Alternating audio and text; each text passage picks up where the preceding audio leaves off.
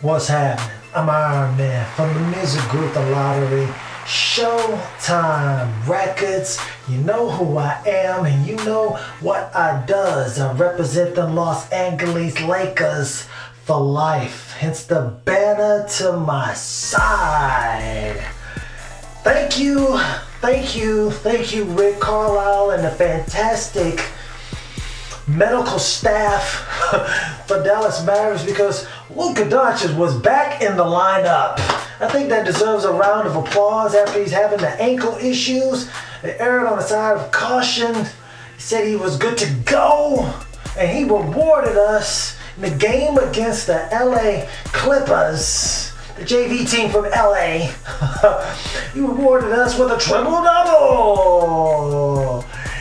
But that's as much good news as I can report, because they did in fact lose this game, unfortunately. And for the last couple of games, I have been more than concerned about these inconsistent lineups. I know a lot about that with the Lakers. I don't know the direction that they're going into, and I'm trying to figure it out. But now that Luka was back in, it gave me a better opportunity, a better perspective of what they're trying to do. I think they're trying to tank. I really think they're trying to tank. They're doing it on the cool though. On the cool. They're really trying to tank. You know how you do that? You let your players play and you let them do their thing, but you change up the lineups. So you make it uncomfortable for them. So they're playing with different people. All of a sudden, people haven't started the whole year. They're starting now. And people haven't been playing big minutes. They're playing big minutes now. But the players are playing, but they're playing at different times with different people. So their body hasn't gotten accustomed to, when to ramp it up and when to settle it down. Because like you're going to sit down for a few minutes. Not being familiar with stuff, it's very important. It's critical, to the success and their performance. But they changed it up. What am I saying? Hey, I won't take anything away from the Clippers. This guy Montrezl Harrell is a beast. Lou Williams played for the Lakers for a little while. He was a beast. They were both beastly off the bench. Patrick Beverley played for these Houston Rockets a while ago. This guy, he was like 5 out of 11 from 3. I mean, he was always known as a defensive irritant, a really good defensive player, but they got rid of him because they were just like, he just doesn't hit enough shots for us. I mean, James Harden needs some help. He needs to be able to make more shots. He started to take more shots and make more shots over here in Clipperland. So, hey man, kudos for y'all too. Danilo Gallinari, Vika Zubac. I miss you, bro. But he came in there, shot like 60%. He only had 7 points, but he was only in there for like 19 minutes. He did the damn thing, had some assists, rebounds. Just did a workman-like job. Hey man, good job. Good job for you, man. But back to reality about these Dallas Mavericks. Why do I think they were tanking? Oh, let's see. The Clippers played 11 people during the game, and Dirk Nowitzki started for the Mavericks, which is unusual, but hey, maybe feel like he's been earning it in practice. I don't know. Even though that man is a statue, he can't move on defense, but that's besides the point. This guy played like 25 minutes. And you're like, whoa, 25 minutes? I was saying he should have been playing like 10 minutes a game. They ramped it up to like 15 minutes a game like the last couple of games, and now all of a sudden he's playing 25 minutes, which is outrageous. Okay, let me tell you how outrageous it really is. Out of those 11 people that played for the Clippers who won the game, out of those 11 people, Dirk played more minutes than all of them except for 4. This guy's 40-something years old, and he played more minutes than all the rookies they got on the Clippers. I'm talking about Landry Shamet, Gilgeous-Alexander, Shai Gilgeous-Alexander. All those rookies, they're bustling with energy.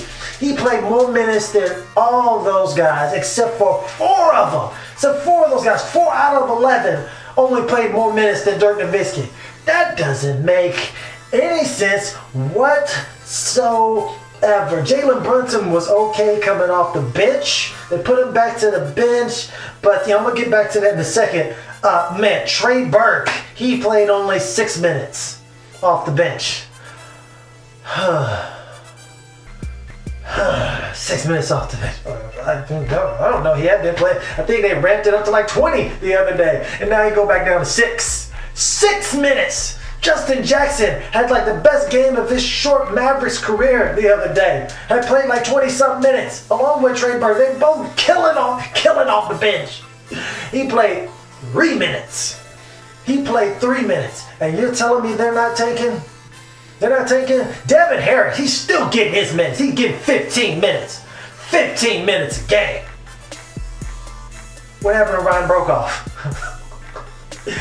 DNP-CD did not play. Coach's decision. Now you're telling me they're not taking? Okay. But what I'm seeing doesn't really support that type of statement. I think they're really trying to take on the slide, but they're trying to cover it up with the farewell tour for Dirk. That's what we're just trying to get the farewell tour for Dirk. It's not, no, we're not trying to tank. It looks like they're trying to tank. Looks like they're trying to take it. It's a man, and bravos, kudos to you, man, Carlisle and Cuban, because man, that's the way not to get fined for not playing your better players. That's the way you do it. I'm just here so I don't get fined. So pretty much that's because Dirk, he shot 30% for the game. 3 out of 10. 3 out of 10. 30%. 30%. You say, well, he can't move. At least he can hit some threes. He shot like 28% from 3. What the? But we're not taking though. We're not taking.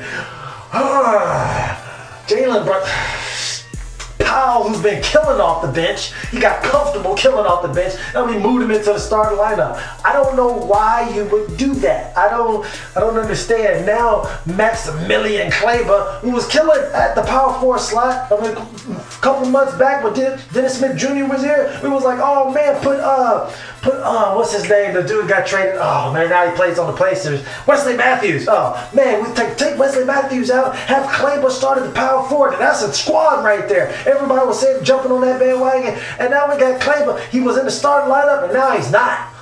I don't know what's going. You gotta have good people coming off the bench. Montrezl Harrell came off the bench, had like 28, man. He was killing off the damn bench. People say they ain't taking. I just don't understand. I don't know what's going on. But back to this guy Jalen Brunson. What he does, he takes some of the pressure, some of the load off of Luka Doncic. It allows Luka Doncic to not handle the ball as much. Just to grab the ball, if somebody passes it to him, he can go into scoring mode and get buckets. After a 2-game extended vacation, we get some more Luka Magic's wet.